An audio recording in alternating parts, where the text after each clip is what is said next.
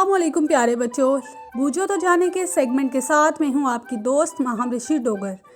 मैं आज लाई हूँ आप सबके लिए बहुत मज़ेदार और दिलचस्प पहेलियाँ। तो चलते हैं अपने सबसे पहली पहेली की तरफ।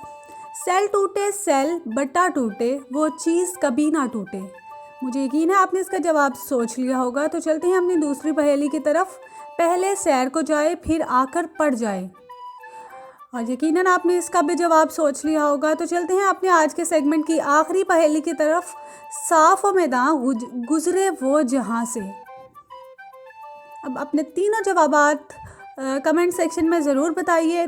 और अब हम मिलेंगे अपने अगले सेगमेंट में। तब तक के लिए अपना ख्याल रखिएगा। अल्लाह हाफिज़।